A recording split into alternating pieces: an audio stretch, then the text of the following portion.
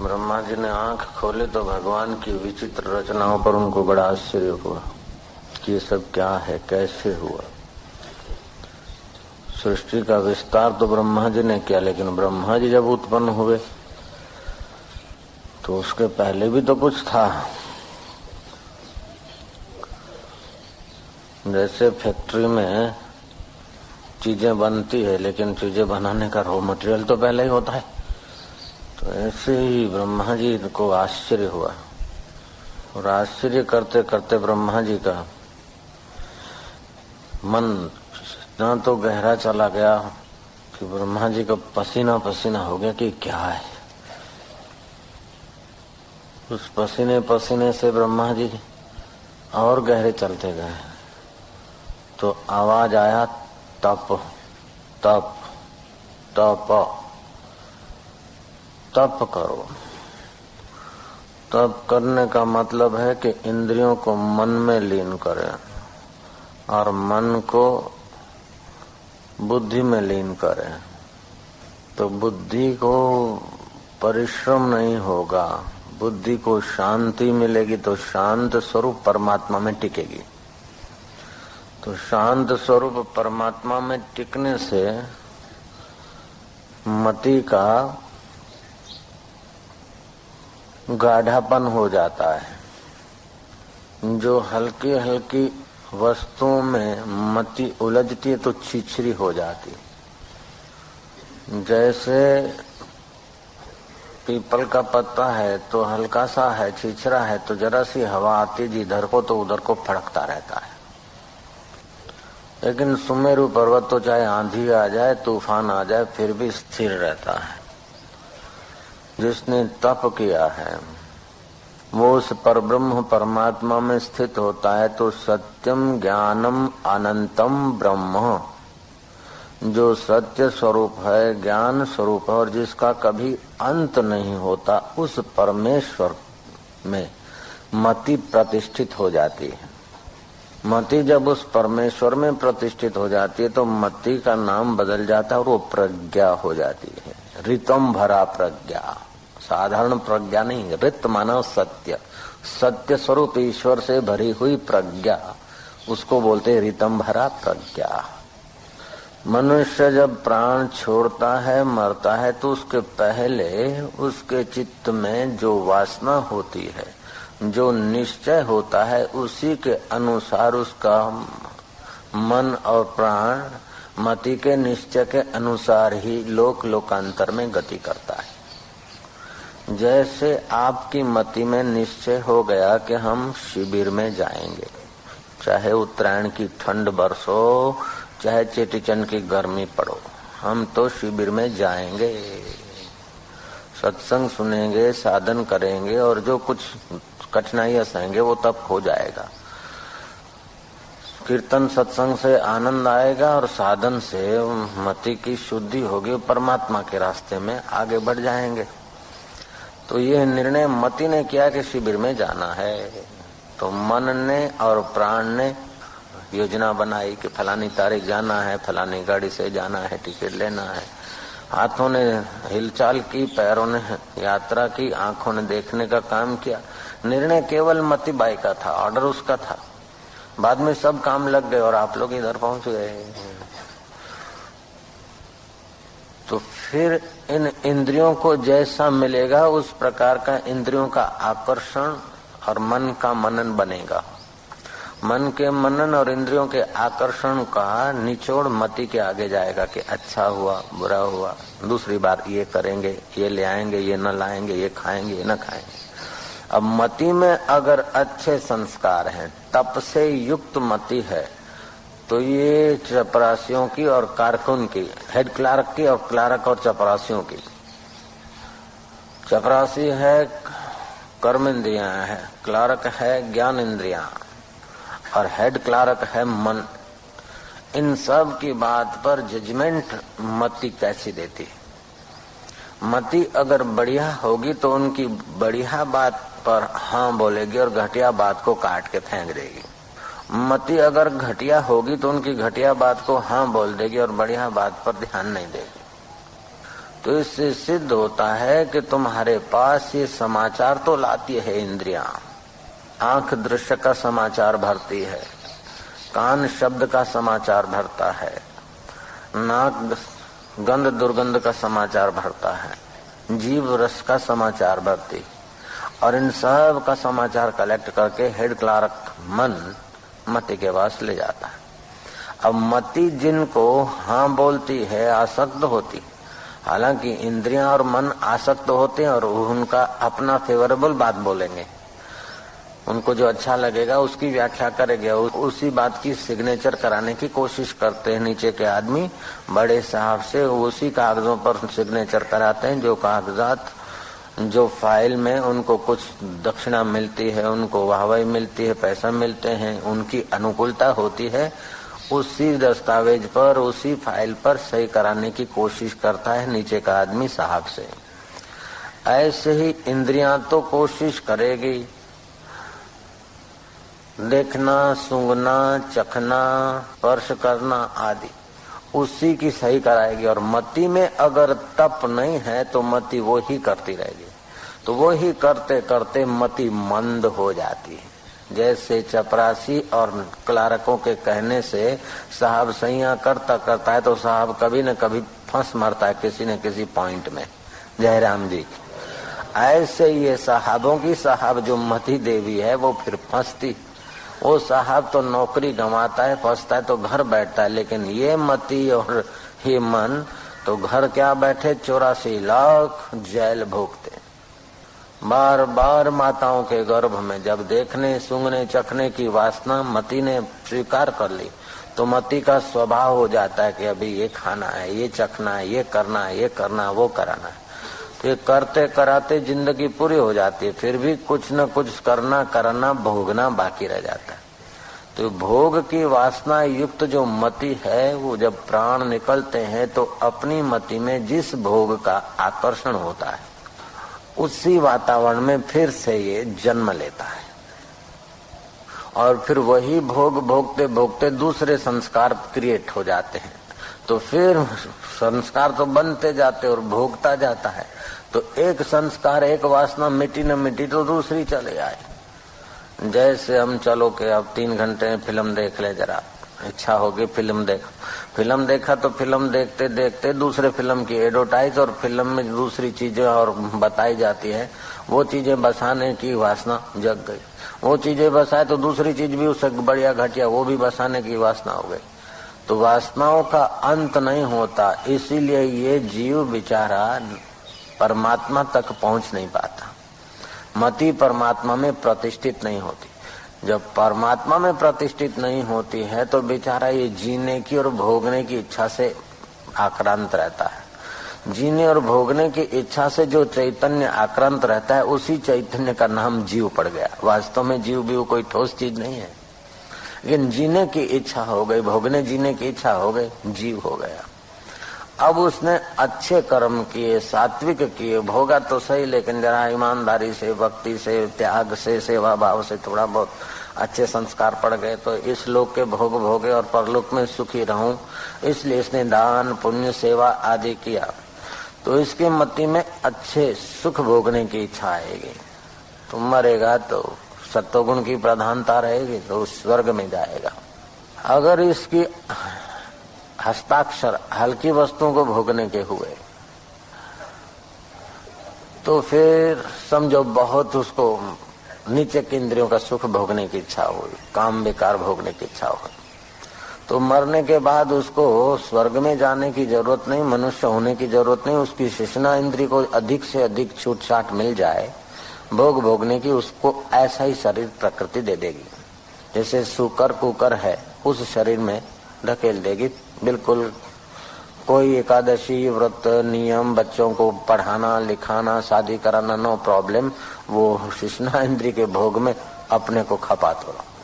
तो इस प्रकार जिस इंद्रिय का अधिक आकर्षण होता है उस इंद्रिय को भोग अधिक मिल सके ऐसे तन में भेज देती है प्रकृति, क्योंकि तुम्हारी मति उस सत्यम ज्ञानम अनंतम ब्रह्म से स्फुरित है, इसलिए उसमें सत्य संकल्प होता है। देर सबेर वो काम होकर रहता है। इसलिए हम लोगों को चाहिए कि जो संकल्प करे या जजमेंट दे उसको सतगुरु, शास्त्र और अपने विवेक से नाप तोल कर निर्णय करना चाहिए, नाप तोल कर इच्छा करनी चाहिए।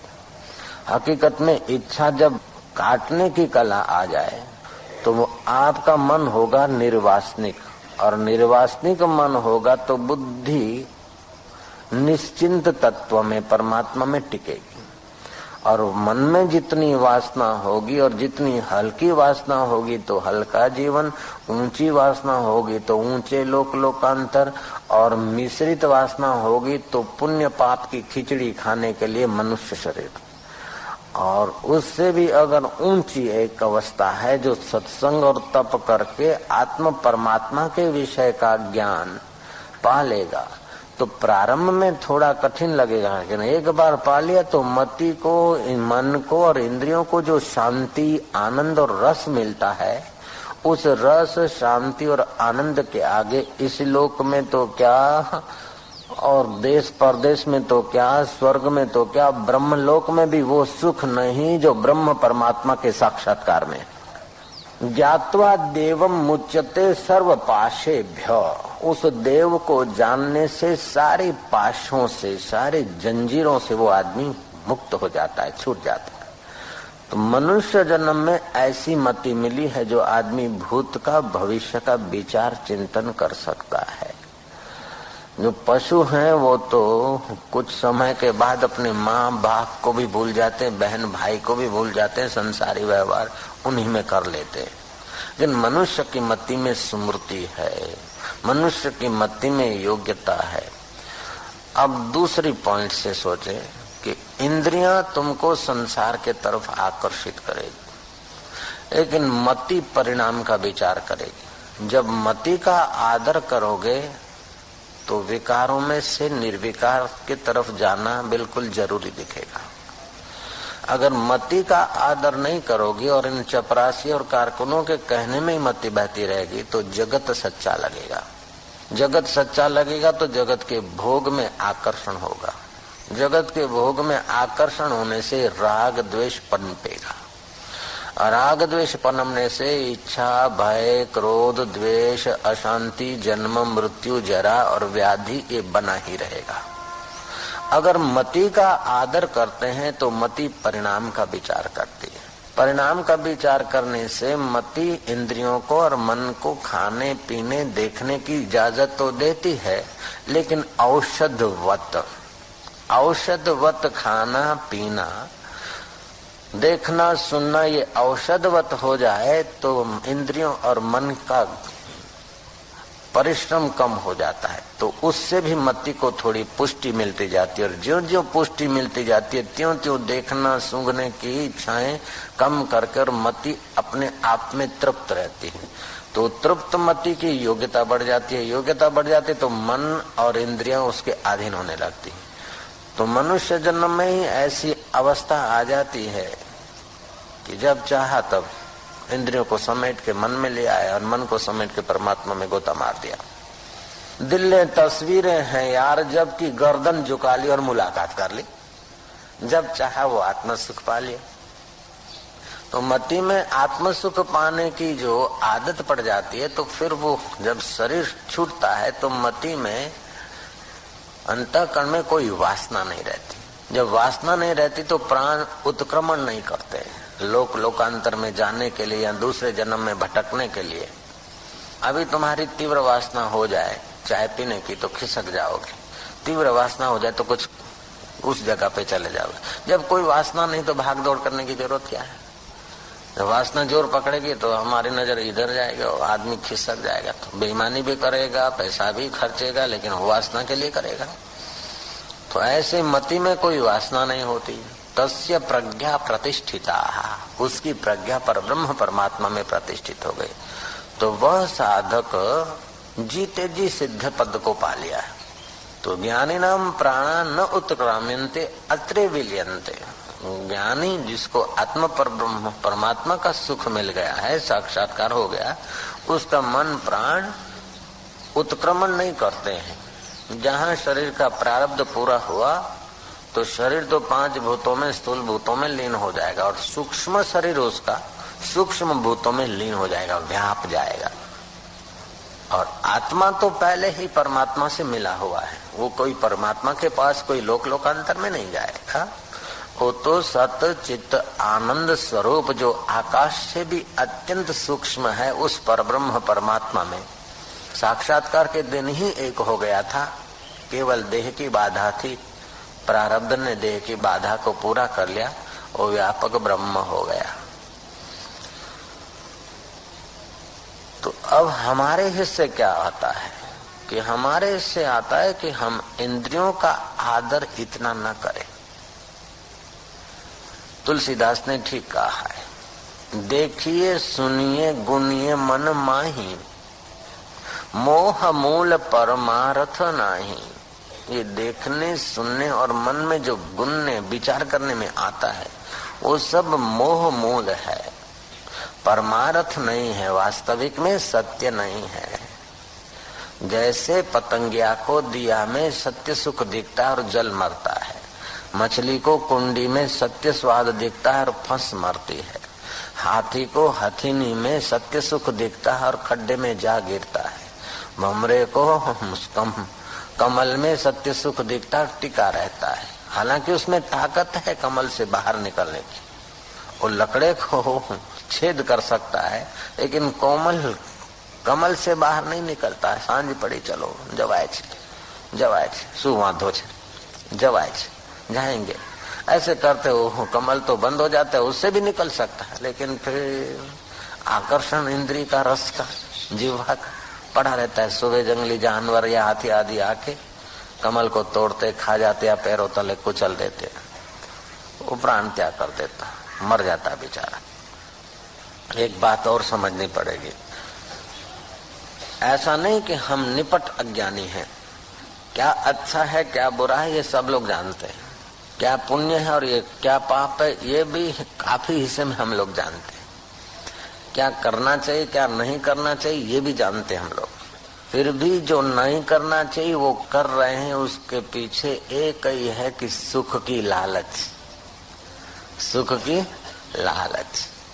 नहीं करना चाहिए फिर भी कर रहे हैं, क्योंकि दुख का भय, भयभीत होकर भी कुछ करना पड़ता है, समाज क्या बोलेगा, लोग क्या बोलेंगे। तो सुख की लालच और दुख के भय ने अंतःकरण को कमजोर कर दिया, मति को अपने कंट्रोल में ला दिया। कौर जैसे एक मुनीम ने सेठ को कह दिया कि मेरा 1000 रुपया पगार नहीं चलेगा, 1500 कर दो, तो एकदम इतना चला। 7 साल से नौकरी करता है, 100 बढ़ाता आया हूँ तेरा, और अभी 1000 का 1500 मांगता है। कुछ तो सोच, शर्म नहीं आती?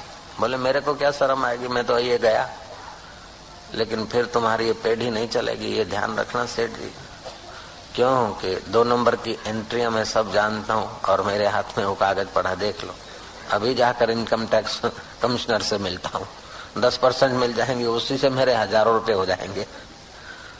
सेठ ने कहा देख भाई बैठ इधर, ये मिठाई खा ले, ए नौकर जरा चाय ले आओ, दूध ले आओ। वो मुनीम की खुशामद करके 1500 नहीं 1600 पगार दूंगा, रहो। क्यों कि मुनीम जान गया सेठ की कमजोरी।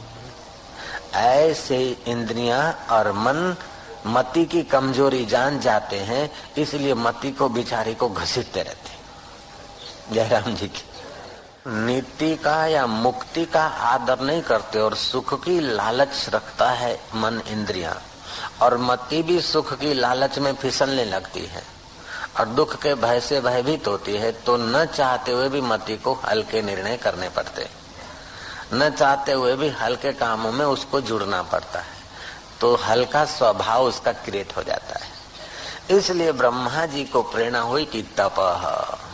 अब तप करने से क्या होगा कि तप करने से तेज बढ़ेगा, शक्ति बढ़ेगी।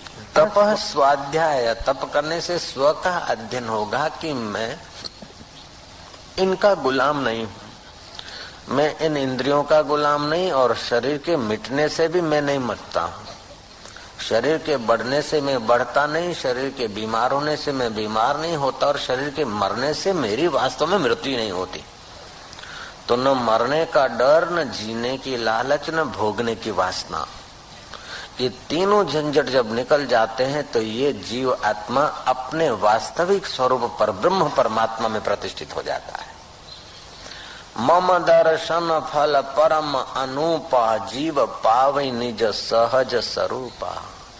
भगवान राम कहते हैं कि मेरे दर्शन का फल क्या है, परम फल क्या है?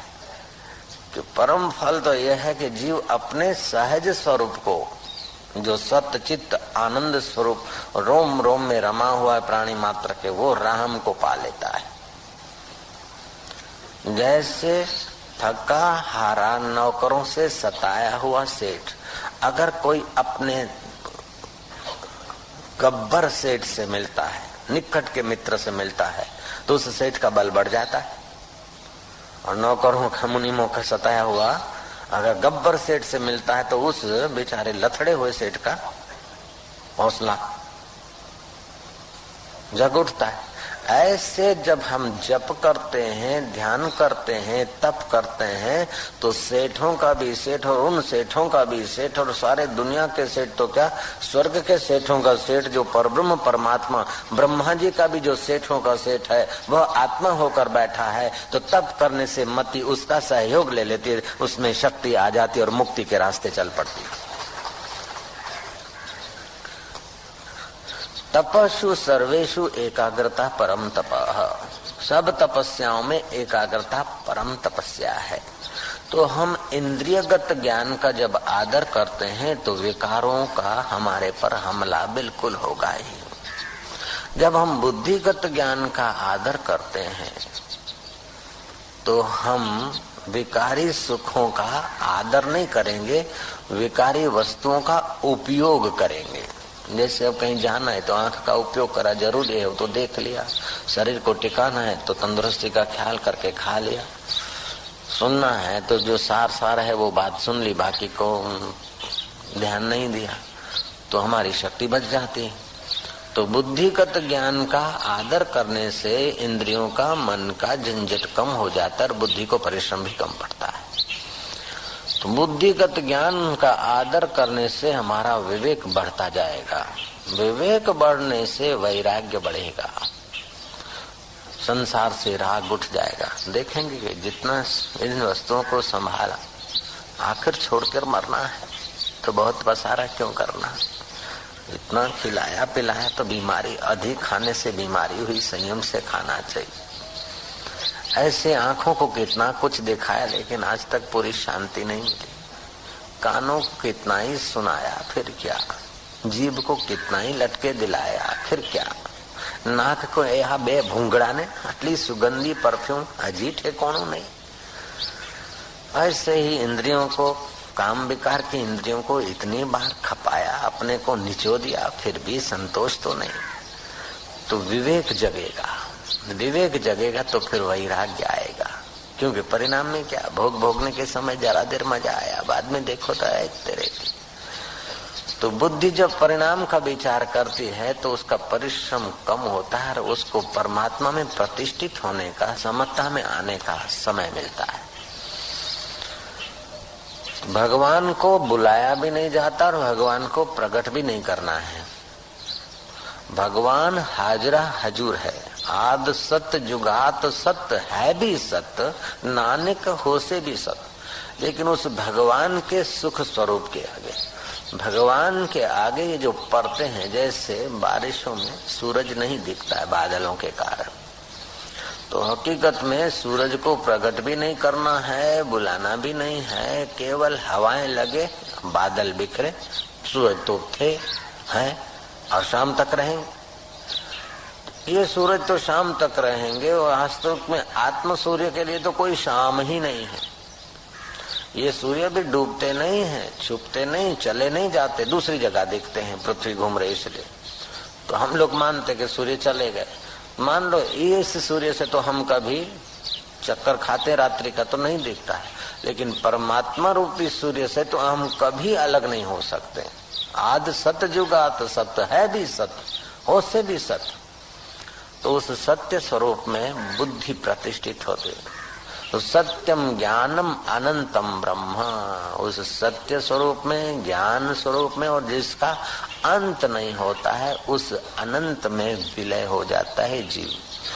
जैसे सागर में तरंग विलय हो जाता है तो तरंग सागर बन जाता है, क्योंकि पहले ही था सागर, पानी तो पहले ही था।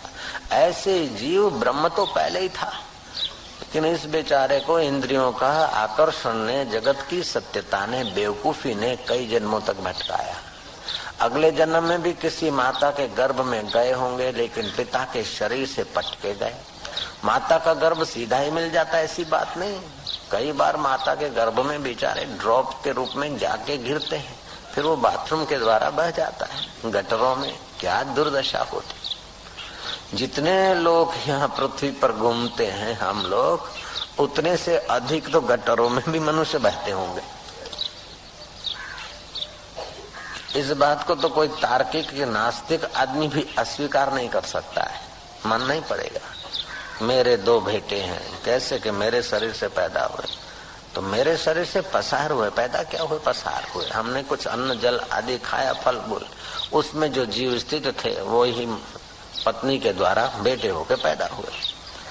तो पत्नी में नहीं टिके नारी में, तो रजवीर होकर बह गए, तो बह के कहाँ जाएंगे, गटर में। तो ऐसी न जाने कितनी दुखद अवस्थाएं, दुखद दिन हम लोग देख चुके हैं। ये मति को अगर समझ में आ जाए तो मति में संसार का आकर्षण कम हो जाएगा,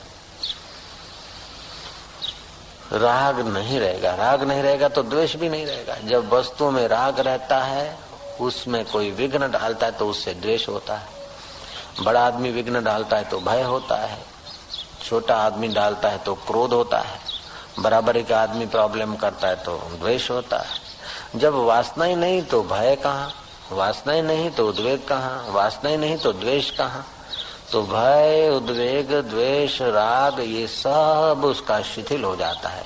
जब राग, द्वेष, भय, चिंता ये शिथिल हो जाएगा, वस्तु मिलेगी कि नहीं मिलेगी, काम होगा कि नहीं होगा, आखिर मेरा क्या होगा, ये चिंता है।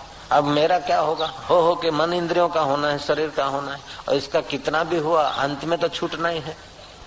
रोटी तो भगवान को देनी है और साथ में कुछ ले जाना नहीं, फिर चिंता किस बात की। रोटी तो ईश्वर को देनी है और साथ में कुछ ले जाना नहीं। जो है, जो बना है और जो भी बनाएंगे वो मृत्यु के एक झटके में छोड़ना है। ये अगर मति दृढ़ निश्चय कर ले तो आदमी की चिंता टिक नहीं सकती। और निश्चिंत होने से मति में टिकेगा तो चिंता जिस बात की करता है, होगा कि नहीं होगा, वो तो काम अपने आप हो जाएगा। जितना आदमी निश्चिंत होता है उतना परमात्मा में टिकती है मति, और जितना परमात्मा में टिकती है उतनी प्रकृति और लोग अनुकूल होने लगते हैं। तो यही कारण है कि जो दुरात्मा है उसकी इच्छाएं पूरी जल्दी से होती नहीं, थोड़ी बहुत होती तभी भी वो दुखी का दुखी रहता। और जो धर्मात्मा है, पवित्र आत्मा है, उसकी इच्छाएं ज्यादा होती नहीं, और जो होती है उसकी तो पूरी हो जाती है। उसके नाम की जो मनोती मानते हैं उनकी भी इच्छा कुदरत पूरी कर देती, क्योंकि वो परब्रह्म परमात्मा में टिका है, ब्रह्मवेता है, आत्मज्ञानी संत है।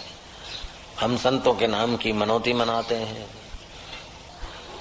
तो जैसे हम हैं ऐसे वो तो दिखते हैं, लेकिन हम हैं इंद्रियों के आकर्षण में, हम हैं मन के कहने में, और वो है मन और इंद्रियों को अंतर्मुख करके, तप करके अपने प्रसाद की तरफ ले जाने। तो ब्रह्मा जी को हुआ के तप, 2 शब्द तप करो। तो कम से कम 6 घंटा नींद किए, 8 घंटा नौकरी किए, 6 और 8 14 घंटे, फिर भी 10 घंटे फालतू है। उन 10 घंटों में सत्कर्म आदि करें, जप ध्यान करें, 1-8 घंटा कम से कम ध्यान करें, तप करें। तो जैसे दूध को उबालते हैं ना तो दूध गाढ़ा हो जाता है, रबड़ी बन जाता है, ऐसे ही मति गाढ़ी हो जाएगी, मजबूत हो जाएगी, शक्तिशाली हो जाएगी। तो शक्तिशाली मति उन आत्म सूर्य के बादलों को हटा देगी। आत्म सूर्य, आत्म परमात्मा के ऊपर जो बादल पड़े हैं वो हटा देगी। वो बादल हटते ही डिठो मुख शैन साजो हियरे थ्युम करार, लथा रोग शरीर जा मुझे सतगुर दे दीदार। वो अज्ञान अविद्या के बादल हटते ही ब्रह्म विद्या के बल से वो ब्रह्म परमात्मा का प्रसाद पालेगी। और प्रसाद से सारे दुख दूर हो जाएंगे। जन्म मृत्यु जरा व्याधि माताओं के गर्भों में जाना आना तो दूर हो जाएगा, लेकिन इस जन्म के भी कर्म सब जल के भस्म हो जाएंगे, क्योंकि ज्ञान प्राप्त हो गया। ज्ञान अग्नि यथा दांसी समिद्धो अग्नि भस्मसात कुरुते अर्जुना, ज्ञान अग्नि दग्ध कर्माणि भस्मसात कुरुते तथा। जैसे लकड़ी के ढेर को अग्नि जलाकर भस्म कर देती है, ऐसे ज्ञान अग्नि से तेरे सारे संस्कार सारे कर्म जलकर भस्म हो जाएंगे। अभी तक के कर्म तो जल जाएंगे, लेकिन युद्ध करोगे और वो ऐसे हत्या जैसे कर्म भी तेरे को लेप नहीं लगाएंगे। जैसे सूर्य को उदय नहीं लगती, दिमक नहीं लगती सूरज को, ऐसे ही आत्म सूर्य के साथ एक होकर जब मति संसार में जीती है तो उसको कर्मों की दिमक नहीं लगती। पहले के कर्म जल के भस्म हो जाते और नए कर्म उसको बनते नहीं, क्योंकि उसकी मति में कर्ता भाव नहीं रहता।